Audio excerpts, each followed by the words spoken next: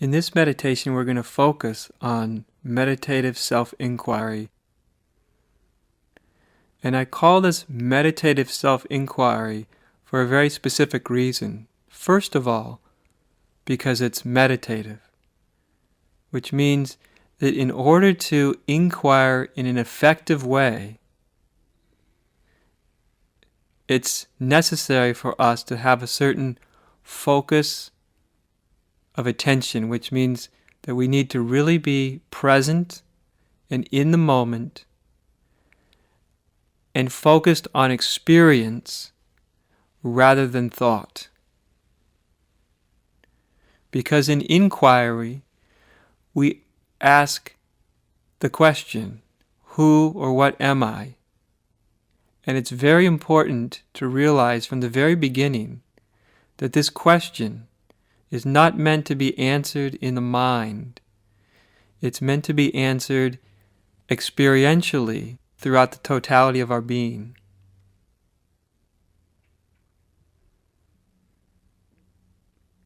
So first we'll just allow ourselves to enter into the state of meditation, a state of relaxation, of ease. And as always, connect with yourself, with what you're experiencing right here, right now, without trying to change it, without trying to alter it. Feel yourself, feel your environment.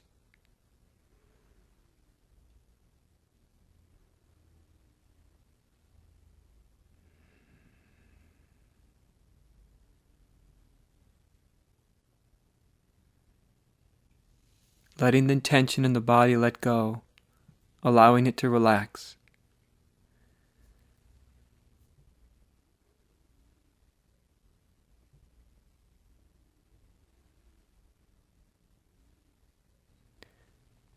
Now, the most important element in meditative self-inquiry is knowing how to ask the question.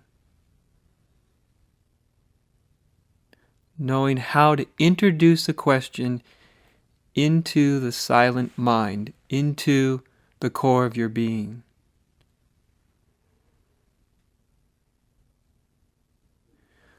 So when we look and we observe and we ask a question, we're not looking for an instantaneous answer from the mind, but the question itself is actually focusing awareness. It's drawing awareness's attention in a certain direction. It's very important to understand this, lest the mind starts searching within its past experience for an answer. Inquiry is meant to open the mind, to provide a gap within the mind through which we can enter a deeper experience.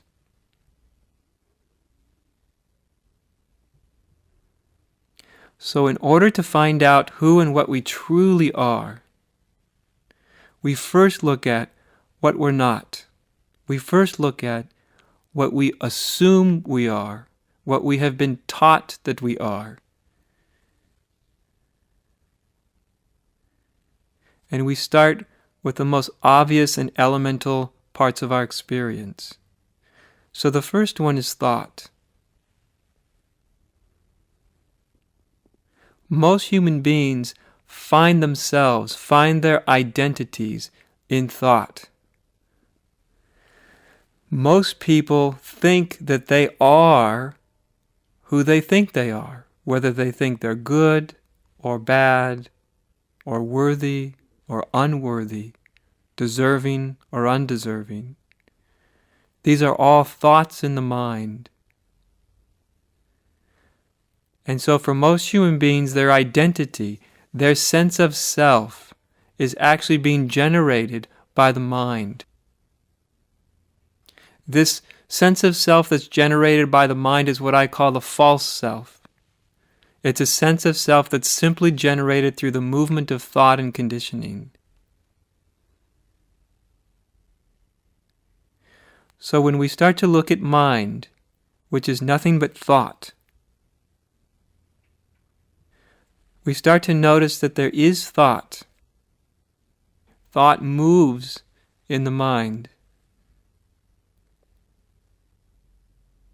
And the assumption is that you are your thoughts. That somehow your thoughts tell you about yourself. But when we start to explore it, you start to notice that there is thought. And there is also awareness of thought.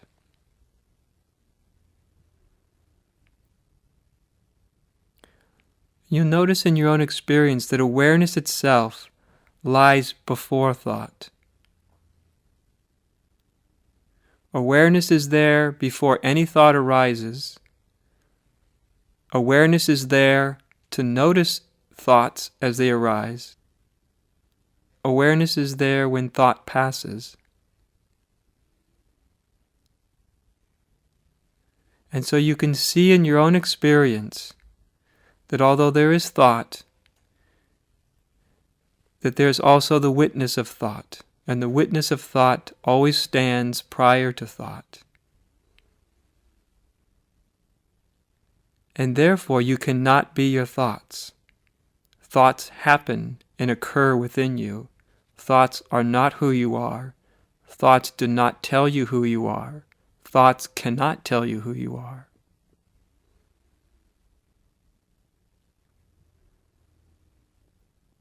When we look at feelings and the various sensations in the body, to have a human body is to have feelings and sensations. So there are obvious feelings and obvious sensations running through your body right now as I speak. Your attention may be drawn to different feelings or different associations, different places in your body.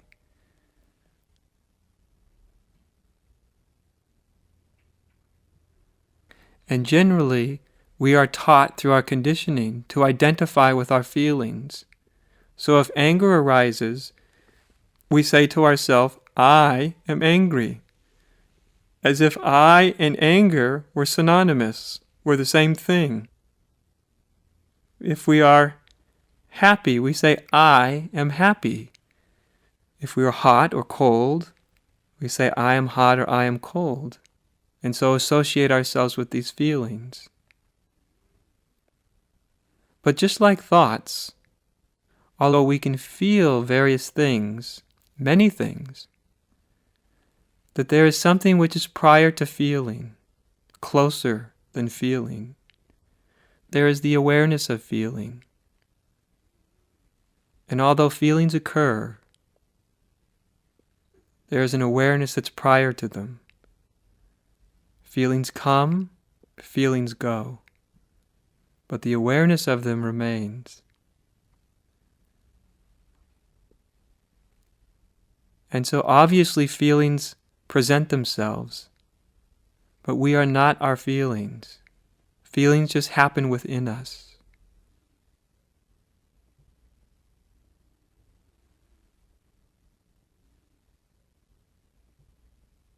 We also find that minds, human minds, have beliefs, a whole array of beliefs. Beliefs about who we are, beliefs about others, beliefs about the world, beliefs about what's right and wrong, good and bad, beliefs about how things could be or how they should be, beliefs of an almost infinite variety. These beliefs float through our mind as conditioned patterns. We have been taught to associate ourselves with the various beliefs in the mind, to the point where we actually start to identify with the beliefs. We will say, I am a Buddhist, I am a Democrat, I am a Republican, I think this, I think that, I believe this, I believe that. And therefore, we start to derive our personal identities through what we believe and what we disbelieve. And yet through investigation, in a willingness to look again, to look closer, to look more deeply. At this moment, we can see that beliefs also are things that appear within awareness. That a belief is just a thing, just a thought. That a belief is not who you are. That a belief does not define you, or the world, or others. And so, while the mind derives its identity through belief, in truth, belief is simply a pattern of conditioning that flows through mind. And there is an awareness that's prior to belief. There is that noticing of belief. And the noticing of belief is more intimate, closer than the belief itself.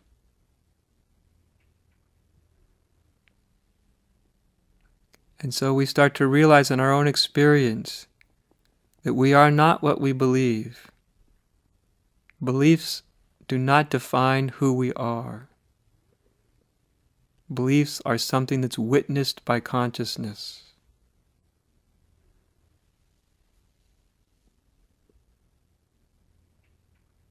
And then we look at our entirety of our ego personalities. Every being, enlightened and unenlightened, has a personality, has a unique way in which spirit manifests as a human being. A personality is nothing more than a mask we wear. And sadly, most human beings are completely identified with the mask of their personality structure. They think they are their personalities. And this leads to a sense of separation, to a sense of isolation eventually. But when we start to see that personality is a thing that belongs to the body and the mind, that personality itself is something that's being witnessed from within. One can be aware of their personality. We can actually say, I am aware of my personality.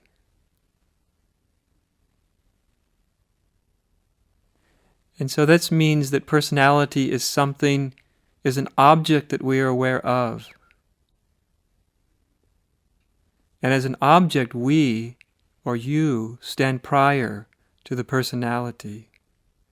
The awareness of personality stands prior to personality. And so while there is personality, while there is ego, through investigation, you can begin to see and experience that you are not your personality. You are not the ego.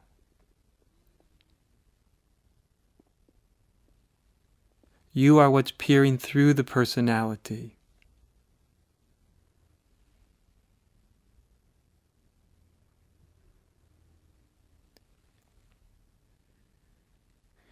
In the ancient tradition of Greek theater, this is where the concept of persona came from. A persona was something that the actor would wear. It was a mask they would put on the front of their face. They would assume a persona. And then they would play the part in the play, acting out the persona's ups and downs and history and trials and tribulations.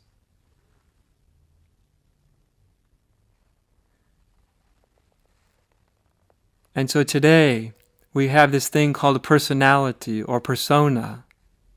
And we've forgotten that the original meaning of persona was something that we wear, something that we peer through. And we have forgotten all about our deeper spiritual nature and identity. We have been taught that our personality or persona defines who we are.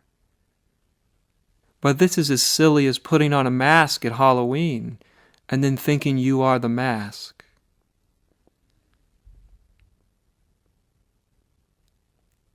And so although there is a personality and an ego or a persona, awareness stands prior to it.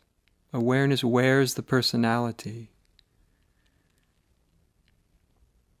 And so we start to see that we are not our personalities, although they exist.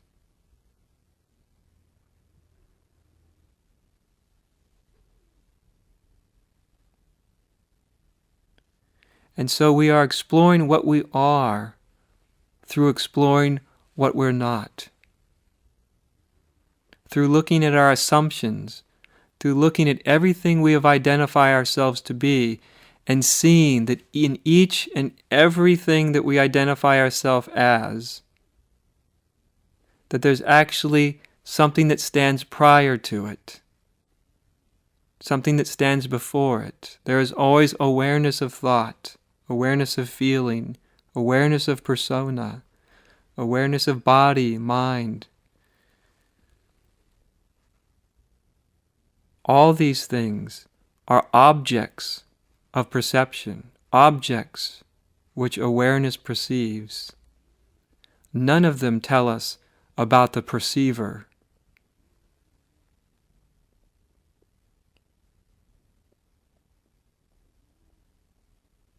And so as we look deeper in a silent meditative way, we ask ourselves, what am I really then? What am I really at the core of my being? And we come upon, when we look within, behind all objects of perception, what we find is awareness or consciousness. And there we find the first assumption, the first illusion, that awareness is something that I possess. In fact, we say it in our daily language all the time, I am aware or I am conscious. And we assume that it's true. We assume that awareness is something we possess. We assume that there's an entity separate called me who possesses awareness or consciousness. And so we bring meditative self-inquiry to this fundamental illusion, this fundamental assumption. Is there a separate self that possesses awareness, possessive consciousness? Is there a separate someone, a separate entity? And you look inside for yourself. Can you find who possesses this awareness? Can you find who possesses consciousness, the entity, the me?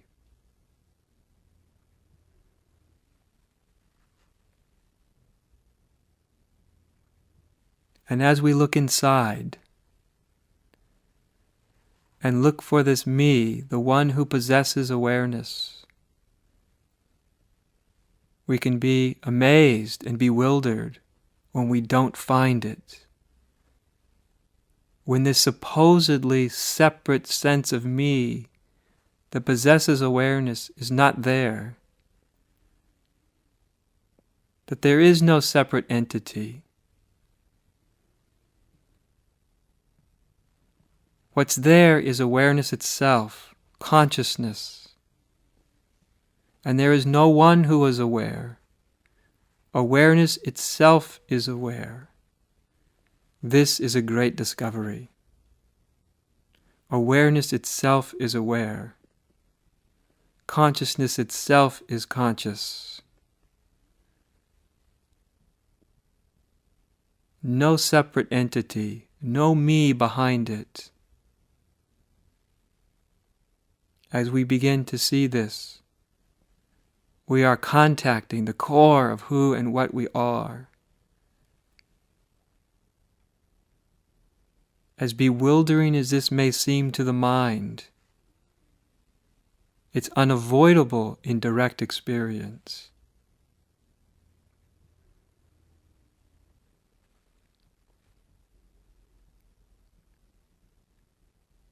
As we let go of this belief in a separate identity and realize ourself to be the underlying awareness, it's always been there, always been watching, always been waiting for you and I to come back home, to come back to what we really are,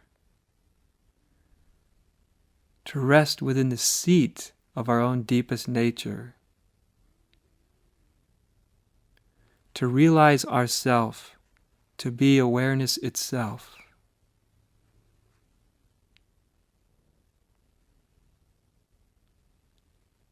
And we can explore this awareness.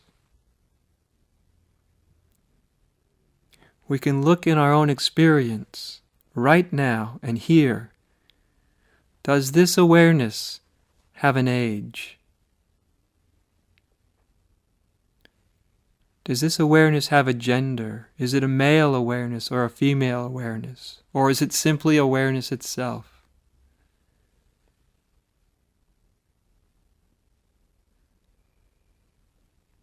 Does this awareness have a limitation? Can you find the beginning of it or the end of it?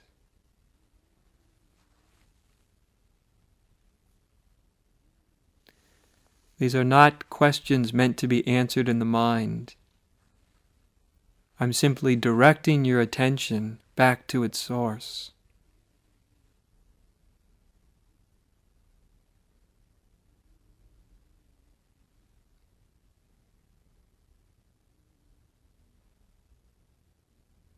We are simply investigating, each of us for ourselves, what's our true nature? We have been taught and we have been told that this realization is difficult, that to wake up from the separate me identity is hard and takes years. But all it really takes is a willingness to look into the depths of your own experience immediately, right away, right here, right now. And realize that what you are is a silent watching, is awareness itself. Is what in spirituality has been called spirit. Something without form, without shape, without gender, without age. Spirit is awareness. Awareness is spirit.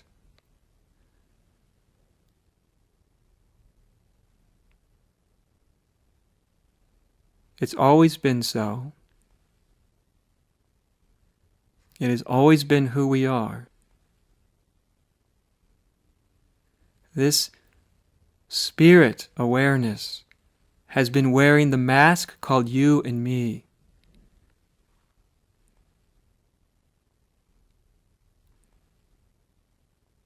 And like most human beings, we have lost ourselves and identified ourselves as the mask, as the persona. We have played the part of the character to such an extent that we have identified ourselves as the character, as the persona. But this inquiry is an opportunity to wake up from this trance, to realize what you've really known in the heart of your own heart.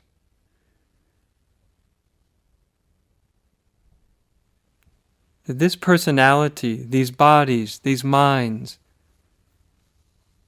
are just a mask through which spirit awareness functions.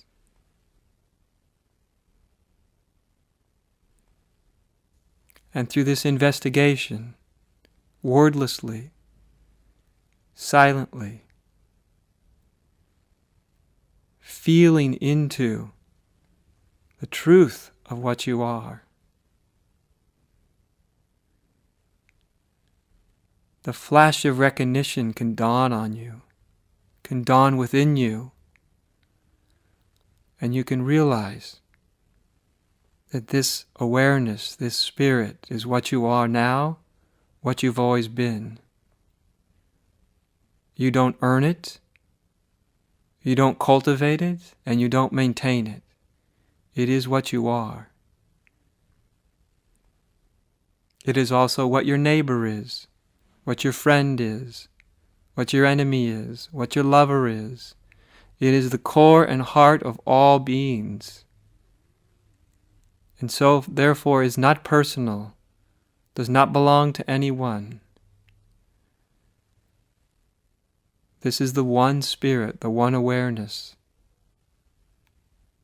that functions through all form, that takes all forms, that appears as all form, while always remaining in the heart, in the deepest center, formless.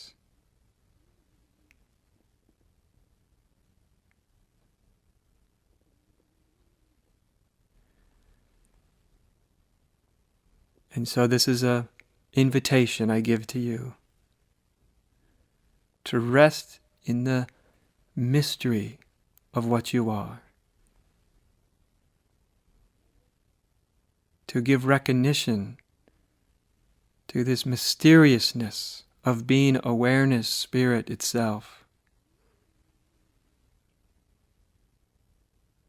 to return to direct experience, and not stay lost within the trance of mind.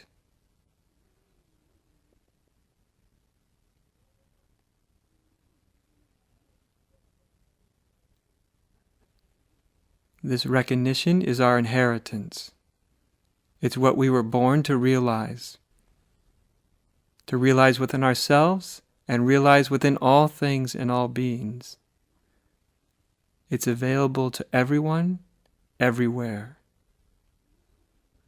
All we need to do is to be willing to look for ourselves, to inquire, to be guided and directed by our direct experience, and to awaken from the mind. Then there's a natural state of rest, a natural sense of freedom, a natural sense of ease.